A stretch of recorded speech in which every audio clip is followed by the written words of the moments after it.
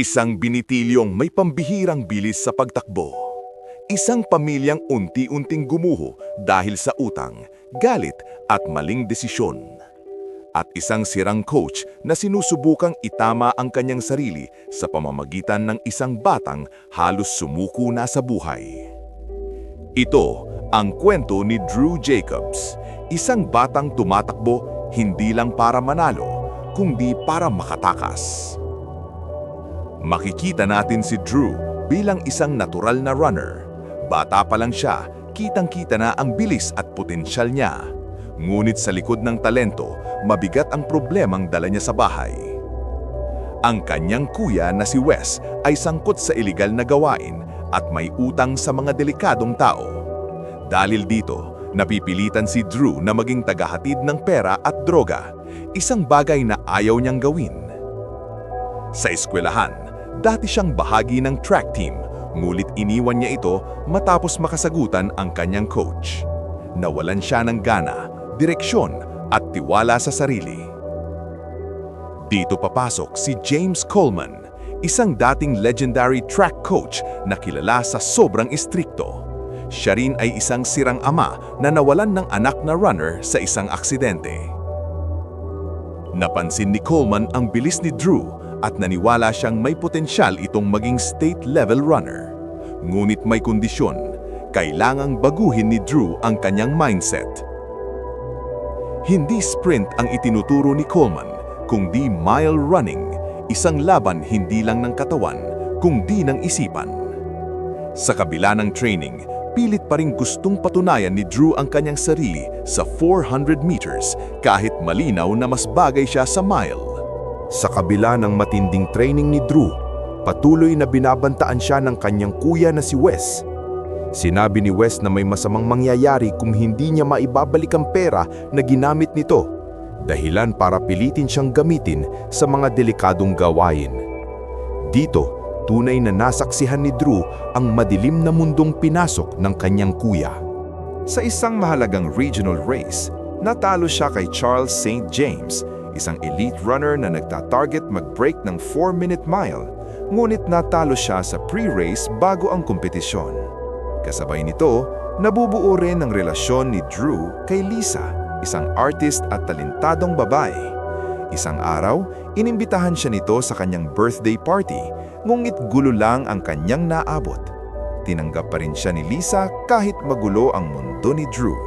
Sa kabilang banda, nagtungo si Drew sa bahay ni Coleman upang makipag-usap. Doon niya unti-unting natuklasan ang masakit na nakaraan ng coach, ang pagkamatay ng kanyang anak na isa ring runner. Nang malaman ni Coleman na nalaman ni Drew ang tungkol sa kanyang anak, nagalit siya at muling bumukas ang sugat na matagal niyang tinatago. Ngunit kalaunan, sa gitna ng katahimikan at pag-unawa, nagkaayos ang dalawa at muling nabuo ang tiwala sa pagitan nila. Dito nakipag-usap si Drew kay Coleman kung paano makakuha ng mabilis na paraan para sa scholarship sa UC Berkeley. At dito nagsimula ang matinding training kung kailangan niyang manalo. Ang training ni Coleman ay halos hindi makatao. Pagtakbo sa tubig, paulit-ulit na shuttle runs at pagsasanay kahit sugatan at pagod. Dito natutunan ni Drew ang konsepto ng The Heat. Ang sandaling gusto mo nang sumuko pero kailangan mong pumatuloy. Habang lalong nagiging malapit sina Lisa at Drew, mas lalo ring nahahamon si Drew dahil sa pagiging pusigido ni Charles St. James na mabasag ang record na 4-minute mile. Samantala, unti-unti namang lumalabas ang masamang ugali ni Wes, lalo na nang makipag-dinner si Coleman sa bahay ni Drew kasama ang kanyang ina. Isang gabi na muling nagpaalala kung gaano kagulo at kahirap ang kanilang sitwasyon sa pamilya. Patuloy pa ring gumugulo sa isipan ni Drew ang panliligalig ng kanyang kapatid at ilang grupo para sa iligal na gawain at paghahatid ng pera. Sa mismong araw ng race, ang mananalo ay aangat sa state championship, ngunit may alinlangan si Drew at gumulo ang kanyang isip. Napansin ni Coleman na hindi niya ibinigay ang lahat at nag-give up sa laban kahit kaya niyang talunin si Charles St. James para umabante sa race. Nagtalo ang dalawa at tuluyang naghiwalay ang kanilang landas. Nasabi ang masasakit na salita, Nawasak ang tiwala at nagkaroon ng tampuhan sa pagitan nila ni Lisa. Hindi man siya nanalo, tinapos niya ang karera. Buo, totoo, at walang susuko.